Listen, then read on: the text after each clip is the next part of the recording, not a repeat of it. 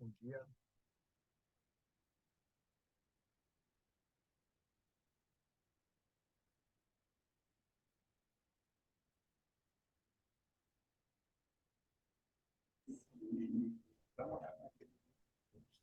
Denise, que aí aquelas pessoas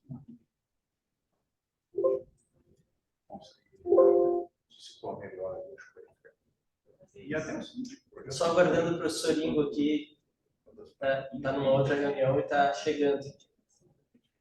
Tudo bem. Quando a gente começa por ideia.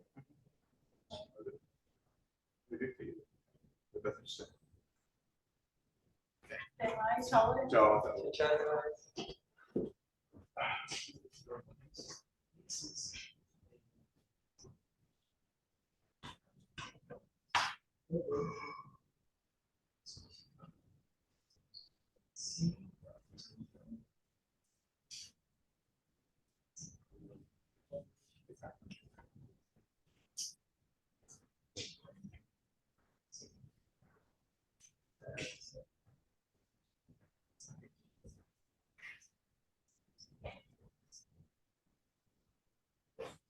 Sim, situação bem restrita, que são os valores do professor mostra ali no professor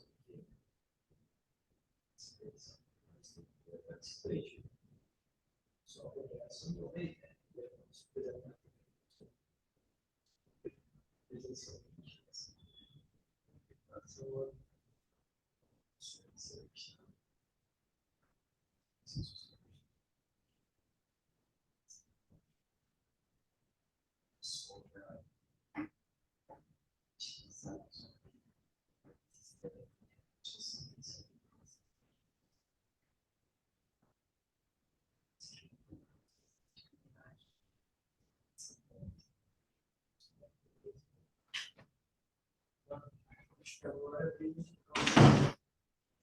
O Luiz Alberto conseguiu entrar, tudo bem?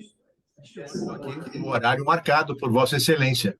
A Vossa Excelência é só no nosso Supremo, só no Olimpo. Como vai? Tudo bom? Tudo bem? Bom, deu certo. Você que ficou de castigo para seguir a minha sessão? Fiquei de castigo, né? Com alto flagelo, isso é... Imagino mesmo, deve estar a vida muito tranquila por aí. Faz muito bem. Não, faz bem mesmo. Isso se dirige a uma categoria que tu conheces muito bem, né? E meu masoquismo é claro, né? Ele tem então outro perfil. Meu masoquismo é comer aquilo que aquela turma que conhece muito bem faz de errado. Entendeu? E tem umas coisas que nós temos entre nós, né? Que é difícil alguém entender. Bom, gente, vamos dar início aqui, né? Cheguei um pouco queimado horário, nós tínhamos uma reunião, nós temos a seleção do Dinter, né, na quinta-feira, que amanhã é feriado, nós tínhamos que fazer uma rápida reunião hoje mesmo, aproveitar a presença dos colegas. Bom, gente, sim, vamos dar início a mais uma sessão do nosso grupo de estudos, né, em direitos fundamentais, são das terças-feiras alternadas, né? Temos conosco um querido amigo, né, de longa data, né, que é o professor Luiz Alberto Taveira Araújo, que é um professor, além de queridíssimo, né, muito conhecido, né, tem um trabalho notável, né, de muito impacto social, numa área que nem todos, né, acabam se dedicando, e que é uma área fundamental, né, ele é o melhor para depois explicar ainda mais por quê, né, que é a proteção, evidentemente, de grupos vulneráveis, em particular, tem trabalhado muito com pessoas com deficiência, tem uma vasta produção também intelectual nessa área, né? Também tem um curso de constitucional, está observando de muitas edições, né? Nem mais sei quantas são mais de 20 já, né? Claro, acho que são mais de 20 edições, é bem muito citado, né? E vários livros também sobre sistemas aos quais me referi, mas também trabalho anterior, né?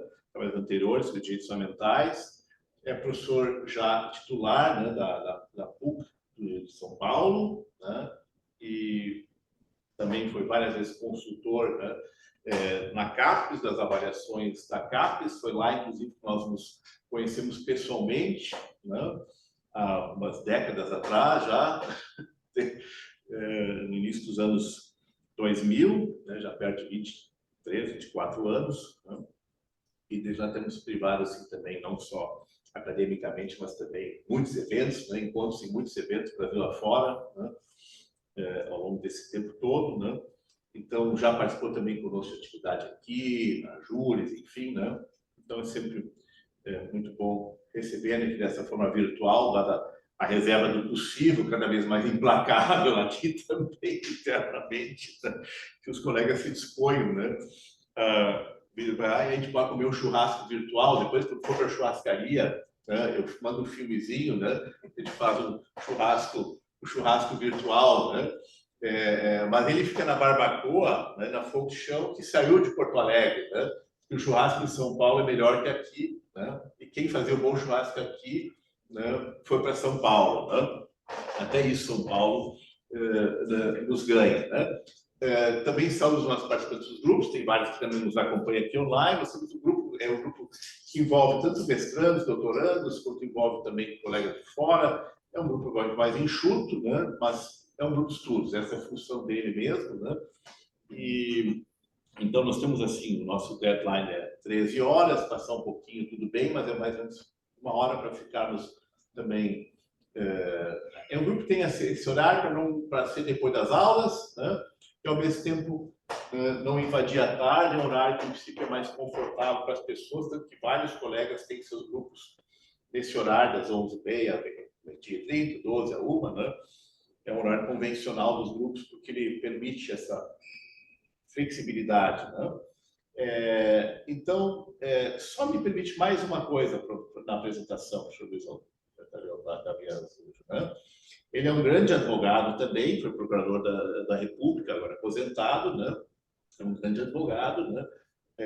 Grandes causas, grandes clientes, né? Mas o maior cliente, o professor Luiz Alberto Araújo, quem arrumou fui eu, né? Que é a Associação Nacional dos Garçons e Maîtres, né? Ele passou a representar a partir das experiências cruéis vividas, né? Em alguns encontros, né? Em que eu fui acusado, né? De dizer para algumas pessoas que eu não gostei da comida, né? E passei a ser uma pessoa não grata, né? Em alguns lugares, né? Ele passou a representar esse grupo de pessoas, né? Bem, né? Mas isso é uma história longa, né? Que a gente não precisa entrar nos detalhes, né? Porque eu não hoje, mas eu permito fazer essa brincadeira, né? Porque que é algo light, algo divertido, né? Não é nada comprometedor, né? De ninguém, né? Mas hoje ele enriqueceu basicamente com base, né? Nessa atuação, né? Em todo o Brasil, né? E está no exterior também, né? Quem sabe haverá também pessoas interessadas, né? Com certeza. Mas te passo a palavra, então, para a gente começar. Mais uma boa tarde. Tá para ouvir bem aí? É a primeira vez que está ouvindo direitinho? Tranquilo. Tá bem. Bom, antes do mais, muito obrigado. O professor Ingo é um queridíssimo amigo, não é? Sempre que eu posso, sempre eu vou jantar com ele, não é sempre com proteção policial, porque é uma forma sempre de me preparar para a confusão que vem pela frente, né? Quando ele me disse que havia esse grupo e que esse grupo se reunia periodicamente, eu logo me coloquei à disposição, primeiro para sempre estreitar os contatos com o professor Ingo, que é um queridíssimo amigo, e de alguma forma também discutir esse tema das pessoas com deficiência, e não é um tema muito publicizado, e depois nós vamos tentar entender por quê. A minha ideia, e parece que é esse o nosso compromisso, de não falar demais, mas falar o suficiente, não ultrapassar um determinado tempo, e acho que é esse um pouquinho o meu caminho, não é? Primeiro, dizer que eu adoraria estar aí, não é? A última vez que nós fizemos um evento foi aí em Porto Alegre e foi muito agradável, como sempre, não é? Sou sempre muito bem recebido, não é? O professor Ingo é sempre uma elegância e sempre foi muito, muito bem. Né? Dessa vez estamos já com um online, o que também a mim não atrapalha em nada, não é? E é um motivo de a gente conversar um pouco e falar um pouquinho sobre esse tema, não é? Bom, eu preparei aqui alguma coisa para a gente conversar que eu acho que era muito importante. A primeira delas é sobre a mudança do sistema constitucional com a possibilidade de inclusão dos tratados internacionais que foram incorporados na forma do parágrafo 3º do artigo 5º. Bem, o que era antes uma grande discussão, como é que entrava o Tratado Internacional de Direitos Humanos no sistema e tudo mais, acabou se resolvendo, não é? Quase que por gravidade, quando alguns tratados internacionais foram aprovados, e dentre eles a Convenção da ONU sobre os Direitos das Pessoas com Deficiência. Ou seja, eu tenho um determinado documento que hoje tem status de emenda à Constituição. Aqui eu vou fazer uma pergunta, mas que eu não quero ser deselegante, mas eu preciso perguntar para vocês. Todos vocês já leram a Convenção da ONU sobre o Direito das Pessoas com Deficiência, eu imagino.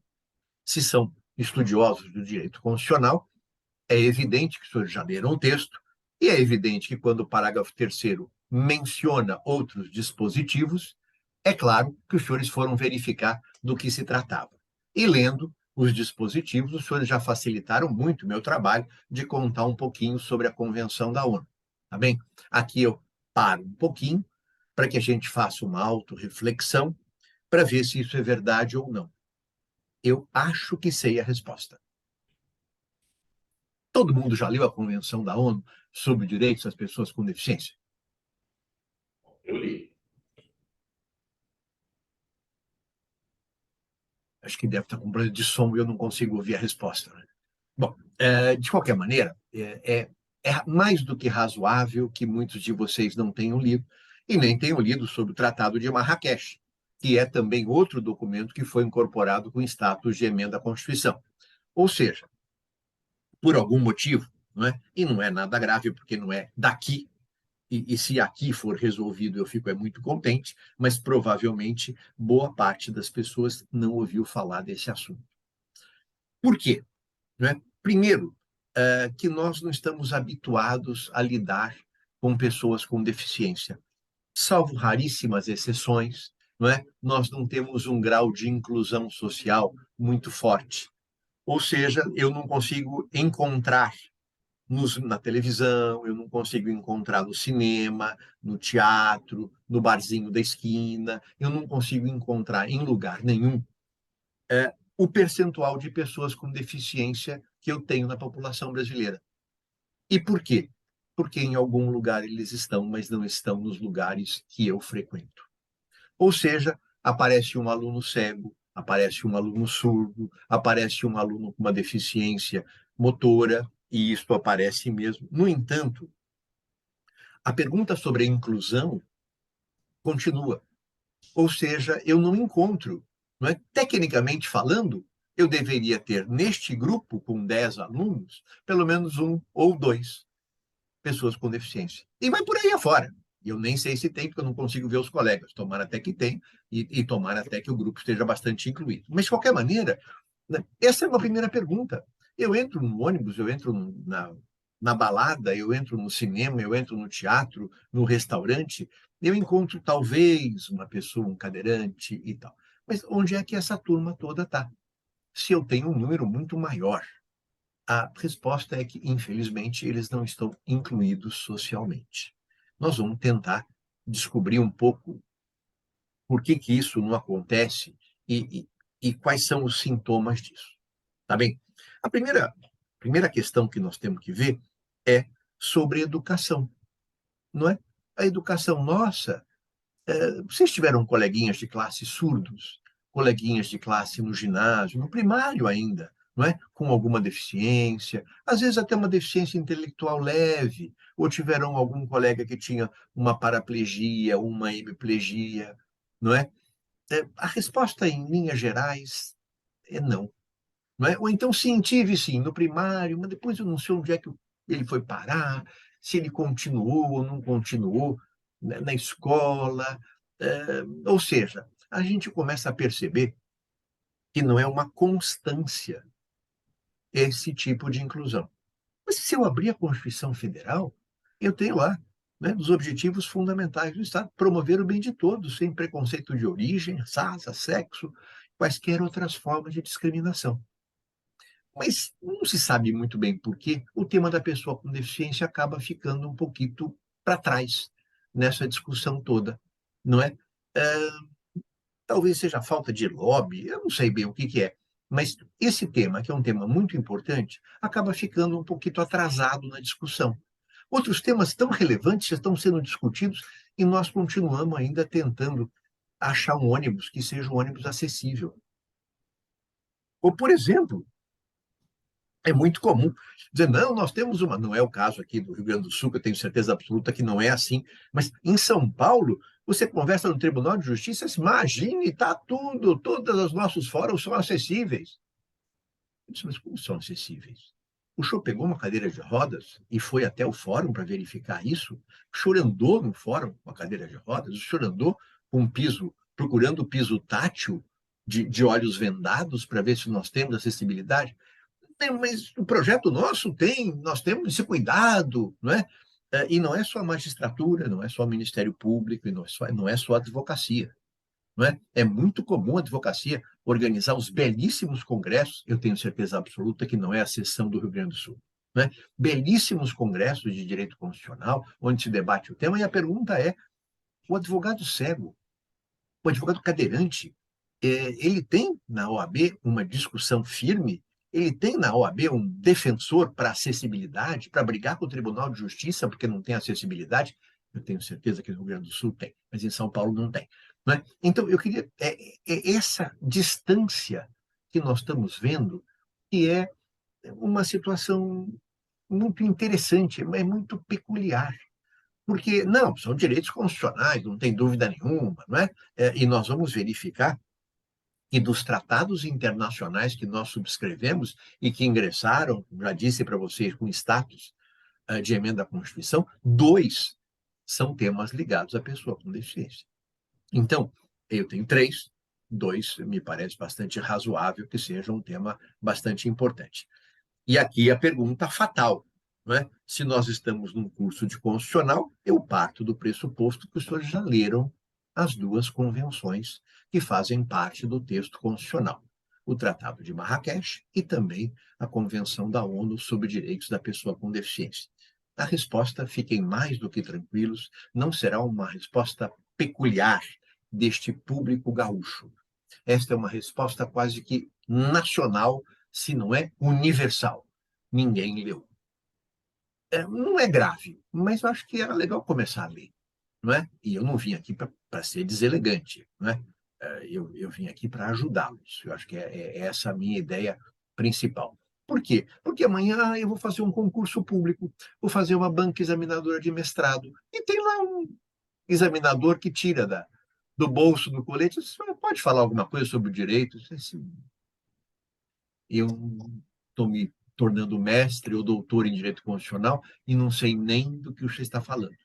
Então, a ideia é a gente aproveitar essa prosa, não é? O doutor Ingo me convidou, e é claro que eu aceitei, não é? Para a gente conversar um pouco e para mostrar um pedaço dessas coisas que ficam um pouco obscuras no texto constitucional e a gente não sabe muito bem por quê, não é? Então, a primeira questão que eu acho importante é como é que eu faço o tal do promover o bem de todos, sem preconceito de origem, raça, sexo, cor e quaisquer outras formas de discriminação? Como é que eu aplico isso em relação às pessoas com deficiência? E aí eu começo a perceber, bom, quantos coleguinhas com deficiência eu tive no primário? 0. Ah, teve um. Lembro, é verdade, tá, mas não ficou até o final, não sei o que aconteceu, acho que a família mudou e tal. Por quê? Porque não tem uma acessibilidade. Acessibilidade é um direito fundamental e instrumental. É a acessibilidade que vai assegurar para esse grupo de pessoas o direito de ir e vir, o direito de ir à escola, o direito de convívio social. Então, se eu não tenho acessibilidade, não adianta. Eu digo, não, é muito importante a gente se reunir. não é? Vamos nos reunir uma vez por semana para ver como é que a gente pode trocar ideias com esse grupo de pessoas com deficiência. Ah, ótimo, vai reunir aonde? O local é acessível? Não, mas não é muito acessível, mas a regra da acessibilidade já não estava em vigência quando foi aprovada a construção ou deste fórum, para não ser deselegante com a justiça estadual ou federal, que é a mesma coisa, não é? Uma sala de espetáculos. Quer dizer, é muito importante mostrar esse distanciamento, não é? E depois nós vamos tentar entender por que tem esse distanciamento.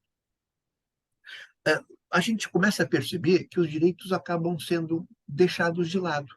E como a gente não tem nenhum parente com deficiência, ou se tem, ele acaba se virando um pouco, ou se não tem nenhum amigo, ou se o amigo já ficou lá para trás porque não tinha mais acessibilidade, a gente começa a perceber como é que anda de ônibus. Ah, mas tem ônibus que tem, ali é rebaixado. Que coisa boa, tem mesmo, né? Qual é a frequência desse ônibus?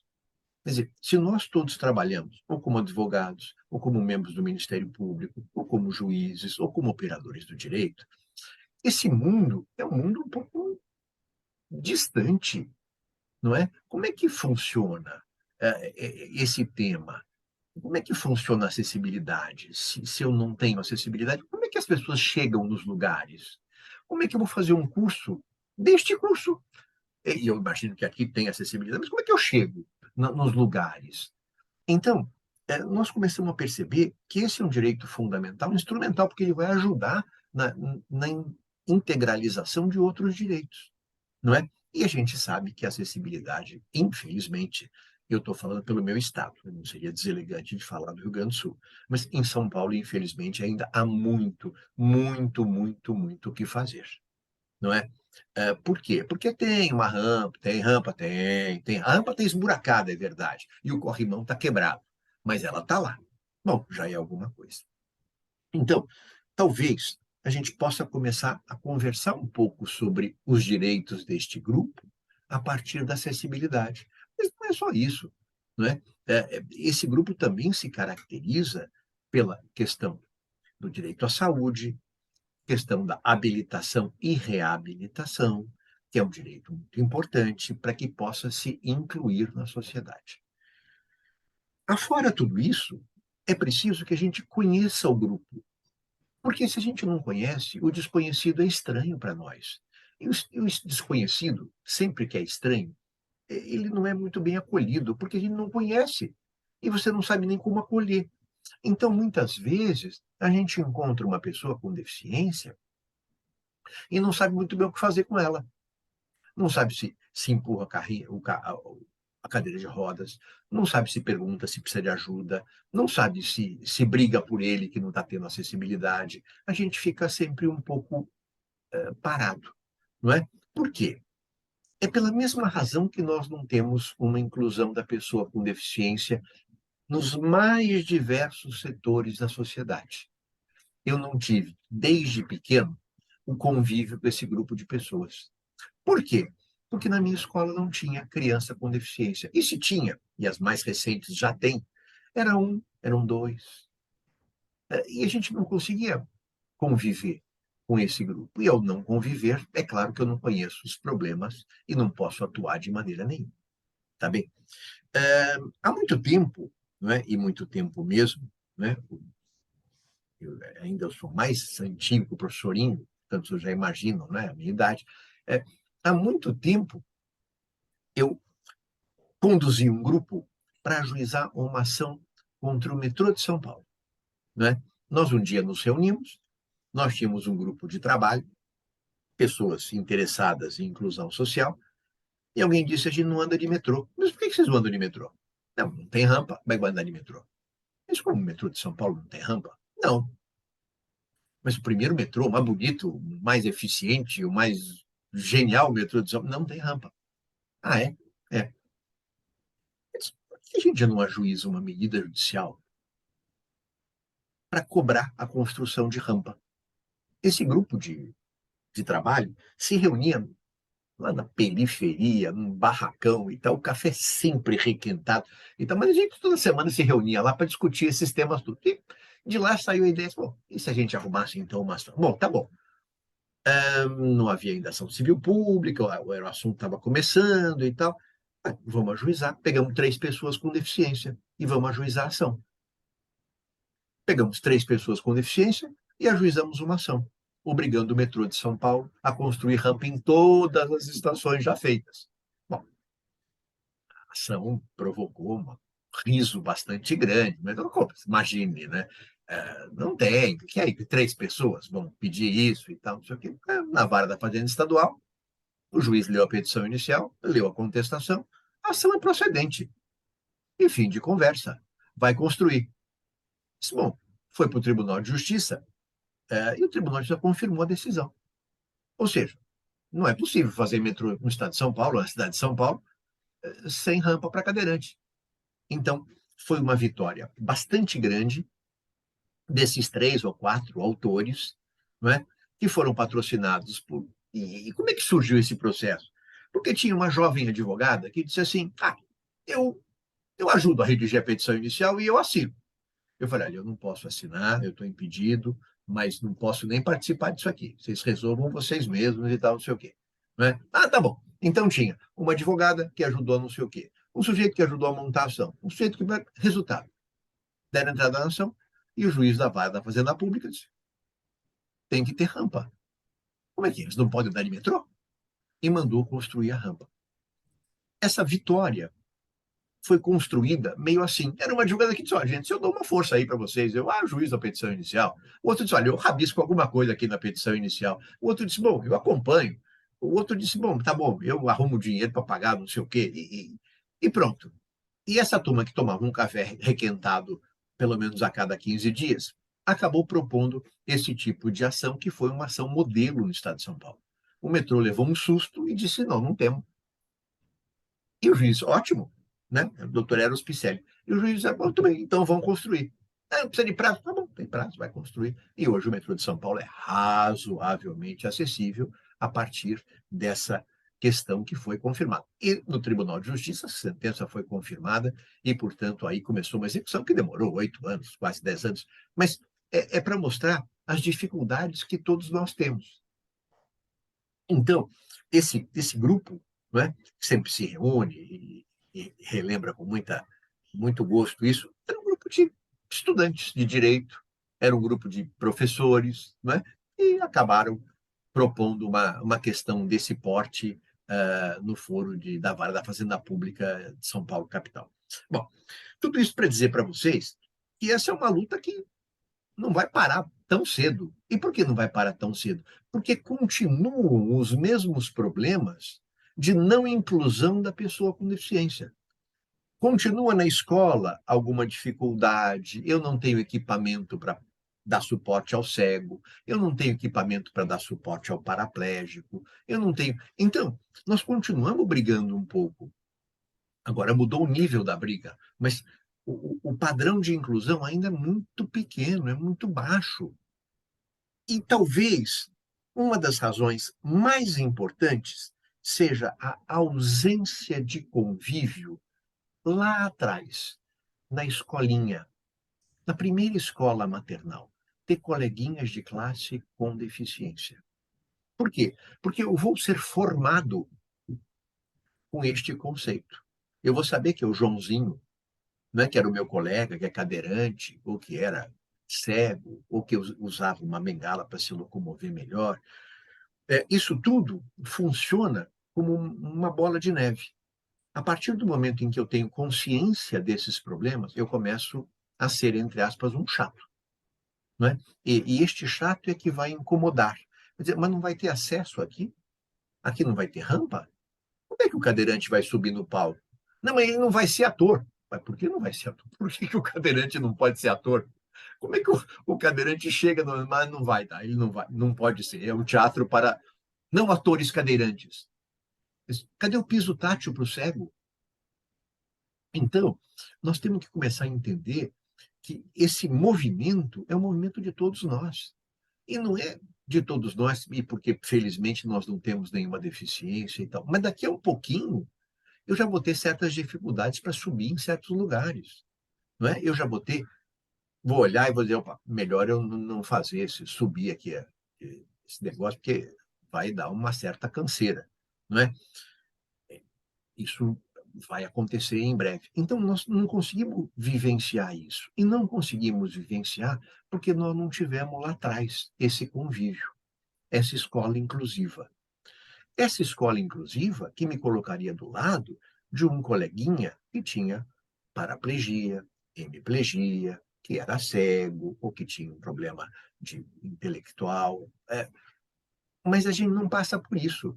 E aí, o caminho fica um pouco mais difícil. Eu tenho que aprender uma série de coisas, eu tenho que me perceber, às vezes eu tenho que retirar, fiscalizar um certo preconceito para que a gente consiga entender essa questão da inclusão social. Dentro desse patamar, acessibilidade é um assunto muito, muito, muito importante. Muito, muito importante. As pessoas vão dizer, vamos falar da OAB, né? Todas as sessões da OAB do Rio Grande do Sul são acessíveis? Se não são, se a Ordem dos Advogados, o advogado é indispensável à administração da justiça. Ora, se a Ordem dos Advogados não cuida das suas próprias subseções, como é? A sede do Ministério Público, a sede da magistratura, são todas elas acessíveis? Se não forem, alguma coisa está estranha. E por que está estranho? Porque é como se fosse um mundo diferente. Agora eu vou ajudar esse mundo. Eu entro no mundo, vou, ajudo, saio do mundo e sigo no meu dia a dia. É essa junção que é um problema. Nós precisamos juntar. E como é que nós juntamos isso? Nós juntamos isso exatamente misturando. Misturando desde o comecinho da escola. Para quê? Para que ninguém se assuste com cadeira de rodas. Para que ninguém se assuste quando encontrar uma pessoa que não fala direito e fala. A gente não se assusta, ouve e diz, legal, desculpa, eu não entendi o que você falou. Você pode repetir? E ele repete. Por quê? Porque ele quer falar. Eu também quero ouvir, mas eu não consigo, não estou treinado para ouvir. Mas não é problema. Uma hora eu treino. É isso que nós precisamos fazer. Nós precisamos incluir. Cada vez que eu incluo em alguma posição, quer pela acessibilidade, quer pelo acolhimento, eu estou colaborando para uma sociedade muito mais inclusiva. Por quê? Porque daqui a um pouquinho eu estou velhinho, o doutorinho vai demorar mais um pouco, está todo bonitão e tal, mas vai, uma hora dessas ele vira velhinho também. Não é? E nesse momento nós vamos precisar. Não dá para subir um degrau muito alto. Não é? Doutorinho ainda consegue, tá mais jovenzinho e tal. Mas tudo isso, na verdade, são questões que vão tocar todos nós. A população brasileira está envelhecendo e ela vai precisar de acessibilidade. Então, o que é que nós precisamos fazer? Ficar atentos, atentos a essas questões. E será que o Poder Judiciário está atento? Será que os tribunais têm atentado a isso? Eu vou mostrar para vocês que não. Infelizmente, a minha tarefa é mostrar um pouquinho isso, né? Bom, eu vou começar, por exemplo, com uma questão sobre o conceito de deficiência. Não é? A Convenção da ONU, que nós já conversamos sobre ela, que foi o primeiro documento a ser incluído com status de emenda constitucional, ela traz um novo modelo. Ela traz um modelo de deficiência em que a pessoa tem que estar incluída socialmente e ela não pode ter barreiras. E aqui eu começo a pensar em barreiras, não é? Bom, será que se eu sair da minha casa e chegar até o meu local de trabalho, eu encontro alguma barreira? Isso que é barreira. Bom, a barreira é eventualmente uma condução que não tem acessibilidade, barreira é esse um semáforo que eu não consigo atravessar porque a cadeira de rodas não passa, uma questão que não tem piso tátil para o cego poder se locomover, e aqui os senhores já entenderam que não, esse grupo está completamente abandonado em termos de acessibilidade. Ou seja, esse direito instrumental fundamental, que é a acessibilidade, acaba sendo descurado. E descurado por quem? Pela administração pública. Por quê? Porque não se sabe por quê. Não é? Porque poucas pessoas com deficiência estão lá na cúpula, porque não há um olhar para o outro, e, portanto, a acessibilidade acaba sendo que deveria ser um valor importante. Talvez uma das soluções seja a inclusão na escola. Por quê? Porque eu não tive coleguinhas de classe com deficiência, mas eu adoraria ter tido. Por quê? Porque eu seria hoje um sujeito diferente. Se eu tivesse tido coleguinhas de classe com deficiência, aqui eu vou fazer só um parênteses. Professorinho, eu continuo na Constituição Federal. O senhor não vai reclamar que a minha prosa não é uma prosa de direito constitucional. Até agora, nós estamos trabalhando com a Convenção da ONU, parágrafo 3º, incorporada, portanto, nós estamos conversando, precisamos fazer, puxa vida, Luiz, eu convido você para falar para os meus alunos, você só fala desse assunto, mas esse assunto é o seu assunto. Tá bem? Então, vamos continuar. Ele sabe disso, é claro, estou brincando. Então, nós estamos falando um pouquinho dessa necessidade de conhecer esse outro, de saber o que o outro precisa, de saber se o outro está confortável. E nós não fazemos muito isso, não é? Então, às vezes, vale a pena. Você precisa de ajuda? Mas eu quero, sim, empurra minha cadeira aqui, que eu me enrosquei aqui na rua e atolei aqui, não saio daqui. Ah, claro, aqui, tá bom assim? Eu nunca empurrei, vê se está certo. Não, legal, outro, beleza e tal. Empurra mais para o lado de cá. Bom, obrigado, tá, tchau, um abraço, vai embora. Então, nós não fazemos muito isso. Nós não perguntamos, tá tudo bem aí? Você precisa de ajuda? O cara diz, olha, eu preciso. Eu quero passar aqui na catraca do metrô e não tem uma catraca vazante para cadeirante. Então, eles têm que me carregar, como fazia o metrô de São Paulo antigamente, por cima da catraca. Era um negócio bárbaro. Vinha o cadeirante, vinham 2 guardas, levavam a cadeira de roda para cima, vinham 2 do lado de lá e passava o cadeirante. Bacana, né? Porque é bem incluído socialmente, assim ninguém nota. Não é? São 2 policiais para cá, 2 policiais para lá, e ele sendo transplantado sobre a catraca. Agora já não é mais assim. Então, para mostrar um pouco como esse mundo é diferente, mas não deveria ser. Não é? Não deveria ser diferente, deveria ser o mesmo mundo, deveria ser o mundo que a gente vive. Não é? Essas 2 convenções que estão aqui no texto constitucional, agora, não é? A gente não lê. E por que não lê? Não lê porque não é um assunto nosso, não é específico, é de direitos fundamentais.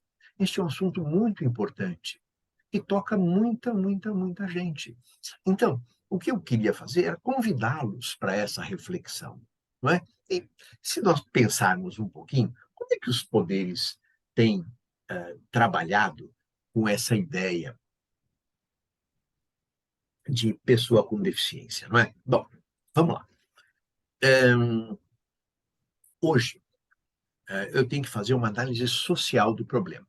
Então, eu vou verificar, essa pessoa com deficiência, ela enfrenta barreiras arquitetônicas, barreiras sociais e tudo mais. Então, eu não posso mais falar que determinada situação gera uma deficiência. É a inclusão desta pessoa que vai gerar uma deficiência. Mas o Superior Tribunal de Justiça, não é? Ele tem 2 súmulas sobre este assunto. A primeira súmula diz que a visão monocular caracteriza pessoa com deficiência para efeito de concurso público. Então, se eu tenho uma visão de um olho só, eu posso me candidatar para as vagas reservadas às pessoas com deficiência. Então, eu tenho vagas reservadas, faz parte de uma política inclusiva. Eu, então, digo, olha, eu tenho uma visão monocular, eu, portanto, quero me incluir aqui. Perfeitamente a súmula 377 do Superior Tribunal de Justiça. A súmula 552 do Superior Tribunal de Justiça diz que a audição unilateral não é motivo para a pessoa com deficiência usar a cota que ela tem. Bom, aqui começa. Por que o Superior Tribunal de Justiça, ao invés de analisar cada uma dessas situações, como determina a Convenção da ONU sobre o Direito das Pessoas com Deficiência, preferiu sumular e pronto, evitar essa discussão? Então, eu tenho um problema de surdez. Ah, é? É. Você tem surdez unilateral? Tem. Ah, então, perfeito. Ou então, eu não tenho, eu só vejo por um olho. Ah, então você é ou você não é. Ao sumular, eu impedi a análise da situação real de cada um. Eu criei um padrão. Claro que isso facilita, isso torna o processo mais rápido e tudo mais, mas é uma maneira equivocada de tornar o processo mais rápido. Por quê? Porque eu estou simulando algo que não é simulável. Eu estou criando regras que depende, se eu olhar a convenção me diz, e a convenção é Constituição, hoje ela diz, olha, faça uma análise ambiental, veja se essa pessoa realmente é pessoa com deficiência. Verifique os seus obstáculos, verifique as suas barreiras. Ora, e o que faz o Superior Tribunal de Justiça? Ele diz, olha, para efeito de concurso público, já vou logo dizendo, monocular sim, surdez unilateral não. E vamos simular. Mas e a Convenção da ONU, que manda fazer uma análise caso a caso? A Convenção da ONU, que hoje é a Constituição brasileira. Será que o Superior Tribunal de Justiça, ao editar as duas súmulas, ou depois de editar as duas súmulas, não é possível nós tabelarmos desse jeito? Por quê? Porque ele pode ter visão, a maldição unilateral e ter excelentes outras qualidades. Ou ele pode ser o contrário, ter uma visão monocular e ter uma capacidade de inclusão social muito grande. Mas a partir das duas súmulas, eu tenho regras fechadas. Mas será que é isso que a Convenção da ONU diz? A Convenção da ONU, eu estou criando, então, um documento importante de proteção, que se você se incluir nessa hipótese, ou nessa hipótese, tchau, ganha ou perde. Mas lembra que na Convenção, e depois no Estatuto da Pessoa com Deficiência, a Lei 3.146, eu tenho lá, é importantíssima a perícia, e a perícia tem que ser uma perícia multidisciplinar. Não pode ser uma perícia de um perito só, não pode um psicólogo. Eu fui lá, analisei o caso do Luiz Alberto, não está bem não e tal, e pronto. Ou eu sou médico, sou oftalmologista, analisei, ele tem uma visão boa ou má. Não, eu tenho direito a uma análise multidisciplinar. Esta perícia tem que ser uma perícia multidisciplinar. E eu pergunto, será que eu consigo, no interior do Rio Grande do Sul, naquela comarca pequenininha, será que eu consigo uma equipe multidisciplinar para fazer o exame do seu Joãozinho ou da sua Mariazinha, que está lá esperando essa decisão? Aí, não, mas basta o médico. O médico, outro dia eu fui ouvir um médico, o médico, não, a gente bate o olho e já sabe que o sujeito é pessoa com deficiência. Eu disse, nossa, mas que coisa boa. O senhor tem essa capacidade? Puxa, e a lei está dizendo que eu preciso de um psicólogo, que eu preciso de um terapeuta ocupacional, que eu preciso de um médico, mas eu estou vendo que o senhor, como médico, já resolve todos os comandos. Ah, não. A gente sabe, né, doutor? Bate o olho assim, não é? Eu disse, é bem bate o olho assim. É assim que eu aprendi, mas se o senhor tem esse olho maravilhoso que bate o olho e resolve tudo, não é? Essa perícia é uma perícia muito delicada e que o Estado tem que estar muito preparado para fazê-la bem feita. Por quê? Porque eu vou ter que ter um terapeuta ocupacional, um psicólogo, um médico, um fisioterapeuta, para dizer, olha, essa pessoa tem potencialidades que precisam ser aproveitadas. Essas potencialidades permitirão que ela se desenvolva e possa competir na situação tal ou qual.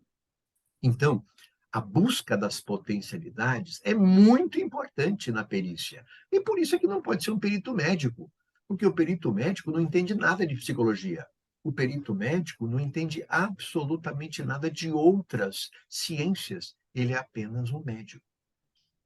Então, esta perícia tem que ser uma perícia interdisciplinar. Tem que ser. E como é que a gente faz isso no interior do Rio Grande do Sul ou no interior de São Paulo? O Estado tem que estar preparado, o Ministério Público tem que estar firme para dizer, olha, essa perícia não está boa.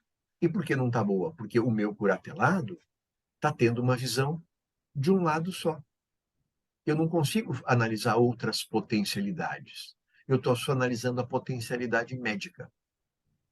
Então, o que nós estamos percebendo é que há um desconhecimento muito grande do tema, há um afastamento muito grande, e não deveria ser, não é? E por que tudo isso? Provavelmente porque eu não tive coleguinhas de classe com deficiência. Provavelmente a minha escola antiga, aliás, muito antiga, não passava pela cabeça deles receber colegas com deficiência. E eu não receber coleguinhas com deficiência criava-se uma mentalidade sem acessibilidade, sem nenhum tipo de acolhimento, sem nenhuma preocupação em acolher o outro, e com isso eu fui formando o que hoje eu sou. Mas, hoje, há uma discussão muito grande sobre a conveniência da pessoa com deficiência na escola comum. Eu sou totalmente, mas assim, flagrantemente defensor dessa inclusão. Eu lamento muito não ter tido coleguinhas de classe com deficiência. Tá bem? Ah, mas isso vai atrasar um pouco. É bem possível. E aqui eu vou fazer uma pergunta para vocês, não é? Vamos ver aqui, não vamos lá nem a Ana Luísa, nem a Fernanda, nem a Caroline, nem a Marina Luísa, nem a Maria Eugênia, nem o senhor iPhone. Não vou, porque estão sem iPhone, não vou perguntar nada para vocês, não é?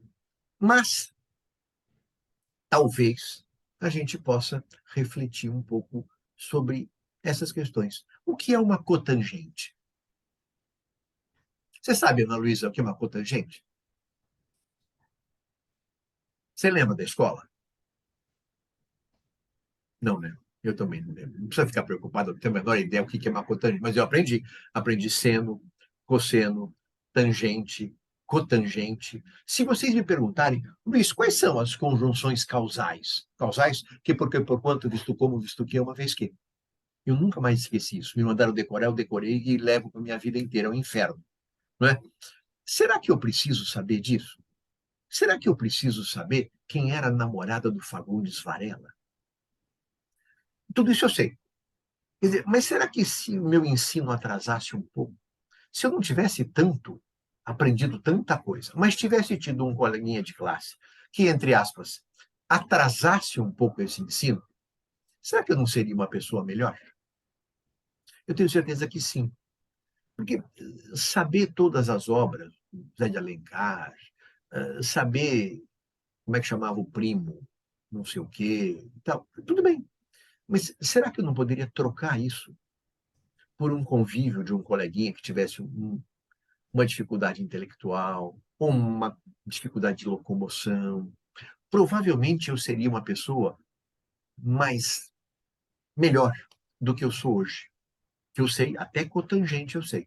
Eu sei seno, cosseno, tangente e cotangente. Será que, ao invés de aprender tudo isso, se, entre aspas, atrasasse um pouco o meu nível de conhecimento, teria um prejuízo muito grande?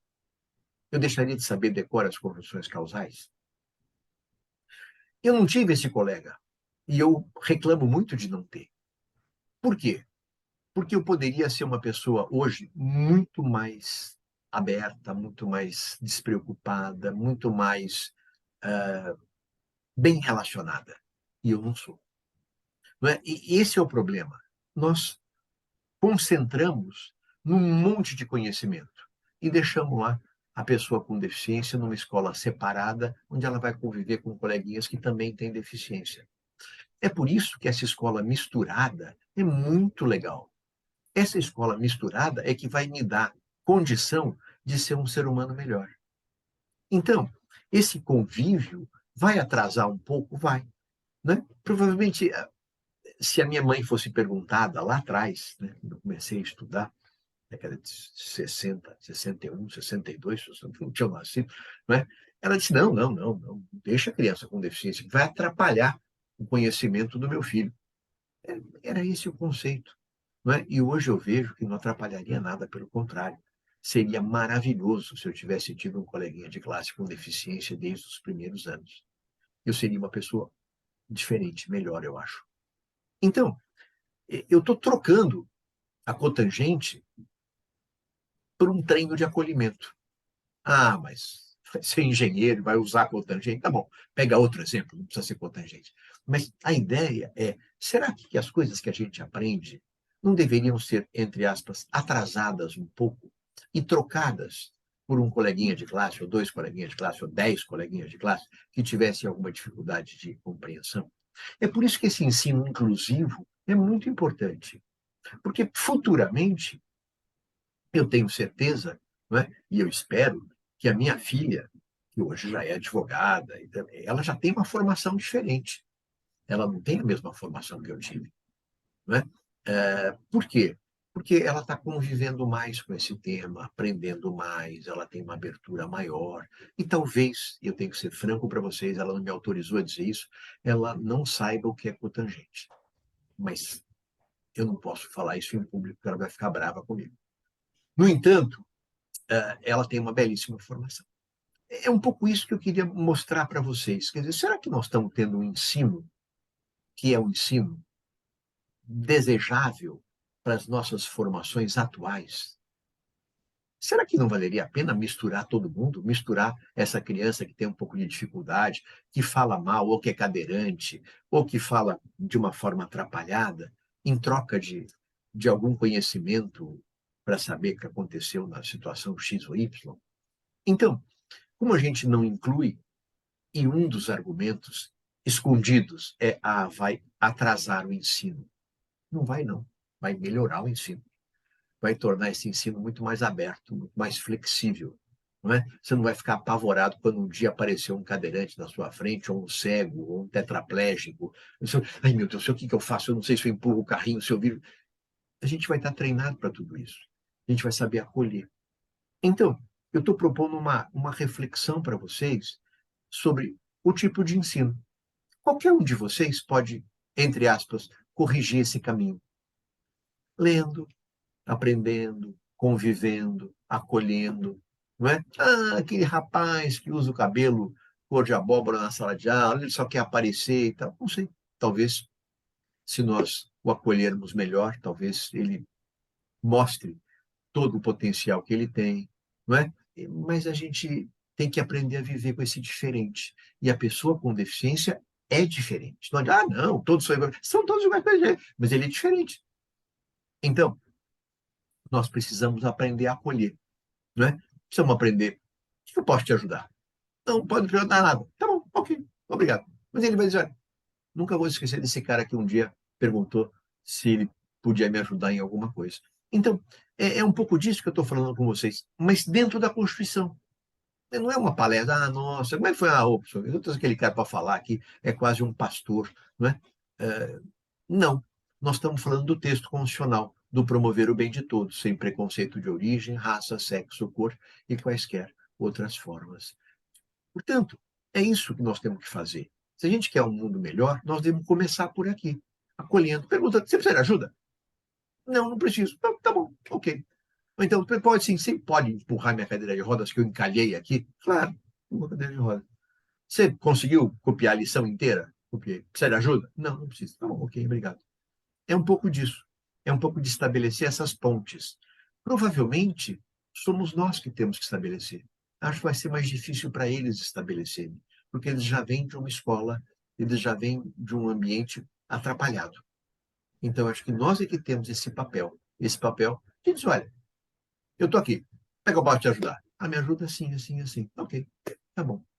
Quer dizer, eu acho que com isso a gente consegue cumprir aquele papel constitucional do promover o bem de todos, sem preconceito de origem, raça, sexo, cor e quaisquer outras formas de discriminação. Acho que uma coisa pequenininha em cada um de nós, não é? E não é uma conferência, o Luiz deu uma aula super bonitinha para a gente ir para a igreja e rezar. Não tem nada a ver com a igreja. Tem que ver com a gente, com o ser humano. Tem que ver com a solidariedade da raça humana, que eu acho que é muito importante. É um pouco isso, é acolher. Eu acho que se a gente aprender ou desenvolver um pouco, deixar esse sentimento de acolhimento funcionar um pouco melhor, não é? Vocês vão ter naquela pessoa, primeiro, uma pessoa gratíssima para o resto da vida. Uma pessoa que vai reconhecer você como um ser humano muito bacana. E três, acho que todos nós vamos ganhar um pouquinho dessa história toda. Professor Ingo, isso não tem nada a ver com religiosidade, isso não tem nada a ver com nenhuma situação outra que não seja o cumprimento constitucional, visto com olhos de quem cuida desse tema da pessoa com deficiência. Com isso, eu acho que eu já chego mais ou menos no meu tempo e me coloco à disposição de vocês para as perguntas. Não é? A Lei 13.146 é muito interessante, talvez valesse a pena vocês darem uma boa lida, não é? O problema da perícia é algo que tem que ser muito bem feito e não é muito bem feito, não é? Ah, sempre vai ter um médico dizendo, não, eu entendi, eu bati o olho, já vi que a pessoa tem deficiência, eu já achei quais são, eu já conheço as restrições dela. Não é assim. Não é assim que a lei manda que seja. Eu tive a honra de fazer parte da comissão que elaborou o Estatuto da Pessoa com Deficiência. Tinha lá um dispositivo que foi revogado, que era que não ter acessibilidade configura improbidade administrativa. Eu ainda vou consultar o professor Ingo e vou escrever um artigo com ele, porque essa norma não poderia ser revogada, porque, na verdade, a acessibilidade é um direito fundamental importantíssimo. Tá certo? Agora já não é mais improbidade administrativa construir escolas sem acessibilidade. Ou pode vir a ser.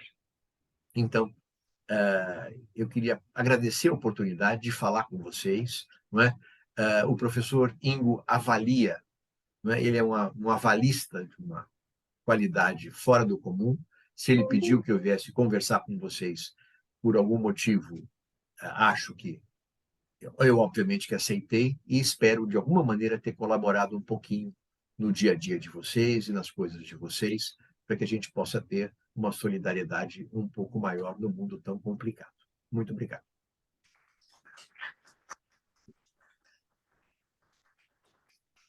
Em primeiro lugar, te agradeço, né, pela palestra, né, e também pelo teu engajamento. O professor Luiz Alberto é uma pessoa realmente engajada, né? Ele não apenas prega, digamos assim, né, essa aplicação da Constituição, a partir do artigo 3º, mas também é um militante, digamos assim, seja na advocacia, seja, né, na formação, na produção legislativa, desde o início, né, desse processo.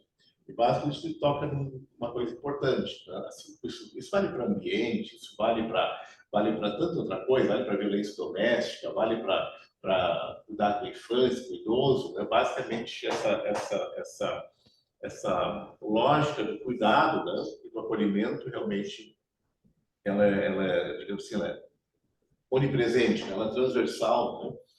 Cada vez mais percebe isso. Claro que a lei tem reagido a isso, né? Nós temos diversos estatutos hoje, né, que tratam disso, né, desde o ECA, desde a lei de inclusão, né, com base na convenção, temos evidentemente também o estatuto de idoso, né, quer dizer, temos a lei racial, né?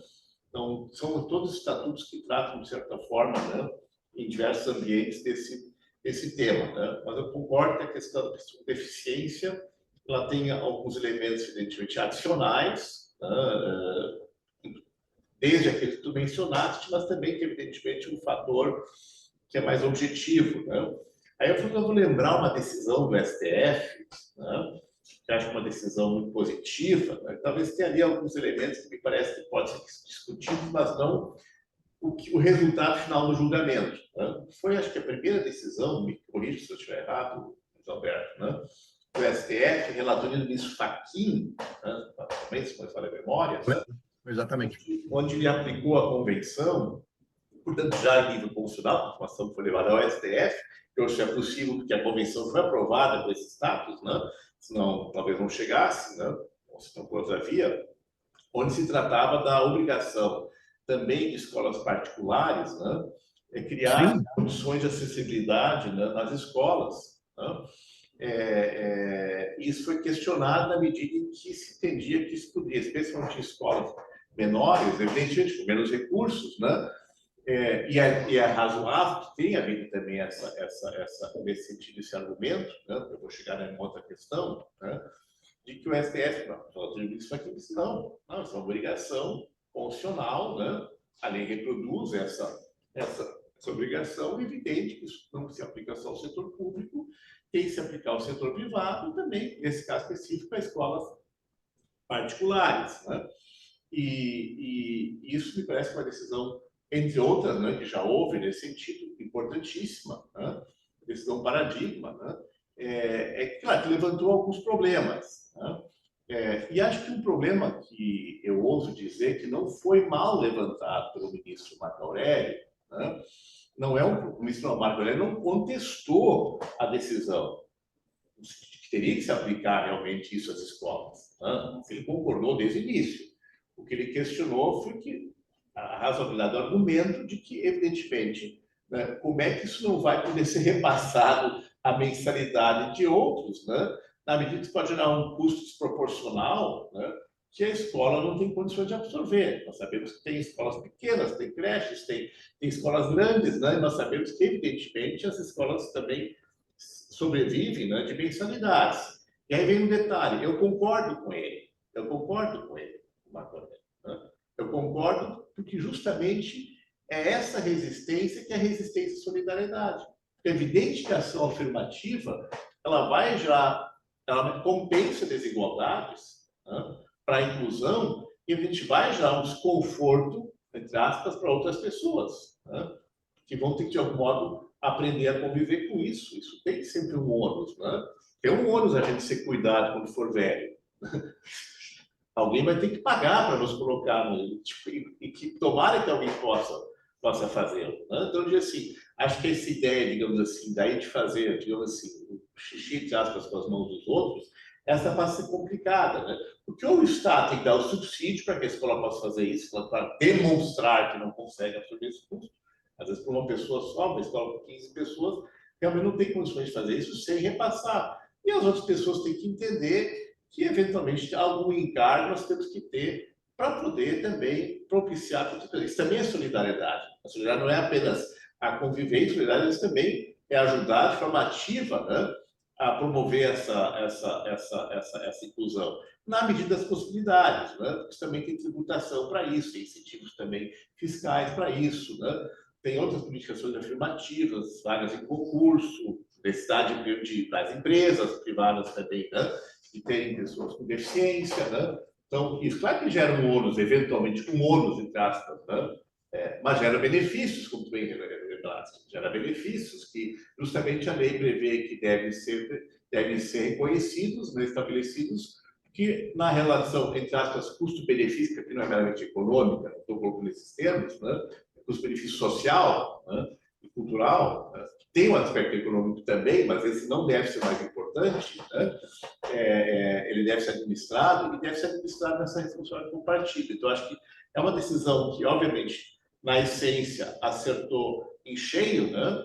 Mas talvez pudesse ter apostado mais que a solidariedade é algo também que tem que ser estimulado, né? As pessoas compartilharem, digamos assim, também, né, algum eventual encargo que se torna pequeno se for compartilhado, né, mas com resultados grandes, né, se isso for universalizado. Então, eu diria assim, acho que o STF tem alguma... Não é a única decisão, né, não é a única decisão, acho que é importante. A própria leitura das incapacidades do próprio Código Civil, que deu um avanço importante, a questão, tu já falaste isso outras vezes, da perícia, né, que é feita para fins de benefícios sociais, né, onde a pessoa quase não tem que ter cabeça para poder ser incluída, né, e receber o benefício, né, uma leitura que também já está sendo judicializada, né, de, na verdade, para receber uma pensão, por causa de, evidentemente, uma coisa especial por deficiência, ou um benefício por deficiência, né, por deficiência, né, a leitura é totalmente desvirtuada pelo poder público, né, do que diz a Convenção, que diz a própria Constituição, né? São múltiplas as refrações disso, né? Mas eu acho que justamente essa ideia que traz desde o início dessa tônica é uma responsabilidade compartilhada. É uma responsabilidade compartilhada. A gente da solidariedade transversal, horizontal, vertical, né, associado ao princípio da subsidiariedade, né, de que todos têm que dar sua contribuição, né, na medida das suas possibilidades, evidentemente, na medida das suas possibilidades. E o Estado tem que ser um gestor inteligente, né, disso, né, para que se torne realmente realidade. E assim, nessa visão que tem, né, tu deste alguns exemplos, eu acho que acrescentei alguns outros, né, há muito que fazer, algumas coisas já tem feito, tu mesmo já deste em palestra aquele exemplo, né, do concurso público, né, de inclusão, né, de que, na verdade, normalmente se faz esse cálculo percentual de uma forma restritiva, né? Inclusive, tu já falaste disso, né? Talvez pudesse dar uma palavra específica, só antes da gente encerrar, sobre essa questão do concurso público, né? Que é um tema recorrente, né? Nós agora previmos na nossa seleção, já também do mestrado doutorado, né? Do DINTER também, né, reserva de vagas, né, para pessoas com deficiência, pessoas negras, pessoas indígenas, pessoas também transexuais e por diante. Nós estamos já também isso incluído em reserva de vagas na seleção, né, já do DITS agora, nós agora ampliamos essa reserva de vagas não só para pessoas com deficiência, mas também para outras pessoas, né? Porque a gente sabe que depois no cálculo disso tem alguns truques, né, que novamente permite a exclusão, né, ou pelo menos não a inclusão possível, né, exclusão possível. Então, expressa algumas palavras sobre isso, né, já que também tem trabalhado nisso, né, talvez fosse interessante. Muito bem. Então, professorinho, vamos lá. Eu acho que vou pegar a fotografia do jornal de ontem, não é? Sobre os gastos públicos, não é? Porque isso é um gasto público, não é? Nós estamos vendo, parece que o Congresso conseguiu resolver isso, não é? Nós estamos abrindo mão de punições eleitorais de um valor astronômico, não é? Um pacotão de anistia, o nosso poder legislativo, todo preocupado com isso, está dizendo, olha, está tudo quitado, não precisa pagar mais nada. Então, eu não quero pegar esse aspecto e dizer que isso resolve o problema do investimento da acessibilidade. Mas o Estado tem dinheiro, tanto tem dinheiro que está abrindo mão de multa através do Congresso Nacional. As multas foram aplicadas, são devidas e acabam sendo relevadas por uma anistia bastante interessante. É claro que não é essa conta de padaria, de tira daqui e põe ali. Mas se o Estado fosse um pouco mais eficiente, e se houvesse, vamos cortar um terço, por exemplo, de assessores. Corte geral. Eu tenho 10, você vai ter só 3. Pronto. A máquina deixaria de funcionar? Tenho minhas dúvidas. Então, eu entendo que, mas as escolas têm que gastar o dinheiro para tornar. Primeiro, quando ela fez sua planta, quando ela fez a sua escola, ela já deveria ter feito com acessibilidade. Não é assunto novo. Então, nesse particular, não é nenhuma novidade. Não é? Outro dia, eu falava com um juiz que até tinha sido meu aluno e disse, professor, no meu fórum, vai lá para o interior do estado de São Paulo. Eu falei, conhece a cidade? Conheço. Vai lá, eu quero que o senhor veja. Eu falei, o que você fez lá? Pedi dinheiro para o tribunal, ninguém me deu dinheiro nenhum. Chamei lá um marceneiro que me devia umas gentilezas, eu nem perguntei por que o marceneiro devia gentileza ao juiz. E falei, o senhor pega a madeira aqui e faz uma rampa de madeira aqui para mim. Tá, porque o meu professor lá da pós-graduação disse que tem que ter acessibilidade e ele está certo. Vamos lá. Tá bom, o cara foi lá, fez. Pessoal, se o senhor for no meu fórum, o senhor vai ver. Tem uma rampa na frente. Eu que botei lá a rampa. Eu dei um jeito. Não é? É claro que não é para fazer assim, e a sociedade não pode funcionar desse jeito. Mas se cada um tiver um pouco de engenhosidade em algumas questões, a gente acaba dando um jeito. Não é o jeito oficial, não é o jeito não sei o quê e tal. Então, a escola, quando ela vai ser construída, hoje ela não pode não ter um arquiteto. E o arquiteto não pode dizer, olha, eu fiz a escola e não tinha acessibilidade. Porque o cadeirante já existe há muito tempo.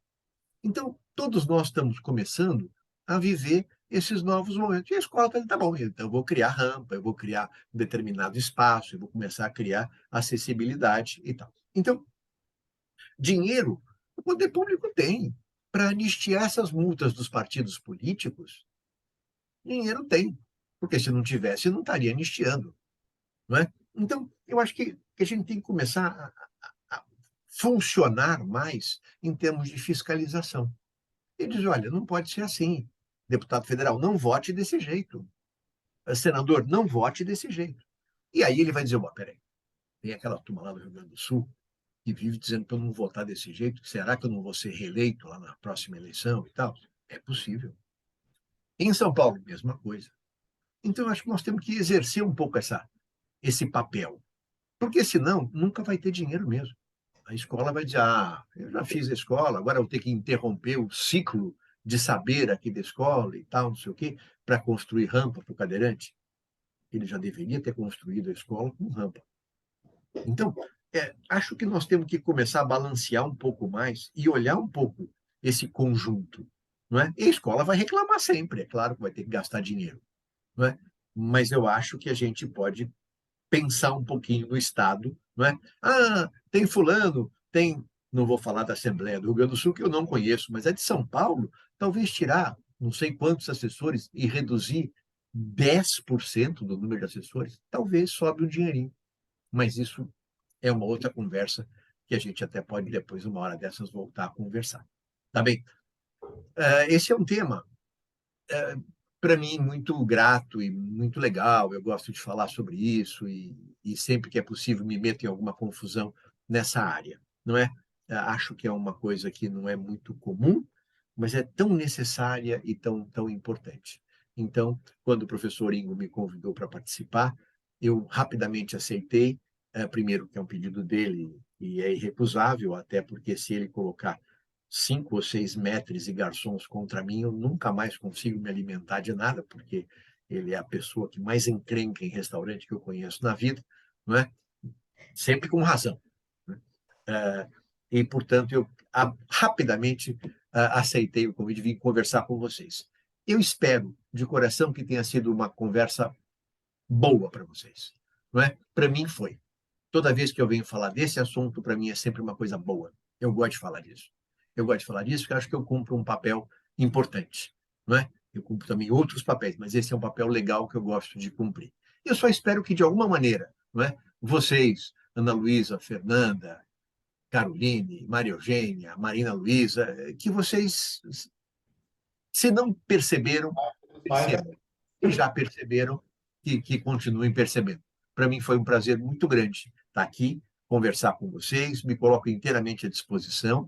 O meu e-mail é lada10, lada é Luiz Alberto Vide Araújo, 10 foi a nota que eu dei para mim quando eu fiz o e-mail, hoje seria lada 6,75 mais ou menos, lada10@terra.com.br. Fiquem à vontade, podem escrever, eu terei muito gosto de alguma maneira, poder ajudá-los. Tá bem? Professor Ingo, gratíssimo pelo convite, muito obrigado pela oportunidade de conversar com essa classe e com o meu queridíssimo amigo, não é? O maior troublemaker de restaurantes que eu conheço na América Latina, não é? Mas com razão sempre, tá bem? E de minha parte, acho que fico por aqui. Isso. Obrigado, mais uma vez, obrigado, Luiz Alberto, pela participação, né? Talvez pudesse mandar também algum texto, né? Se quiser, evidentemente, para passar para a turma, porque tem vários, né?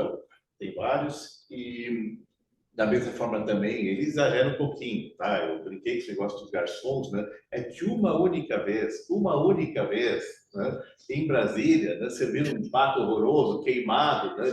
Chamuscado, né? E o chefe francês lá, todo, né, perguntou se eu tinha gostado. Eu disse, não, né? E o sujeito desatou a chorar, né? E o professor Luiz Alberto começou a se condoeu dessa pobre criatura, né?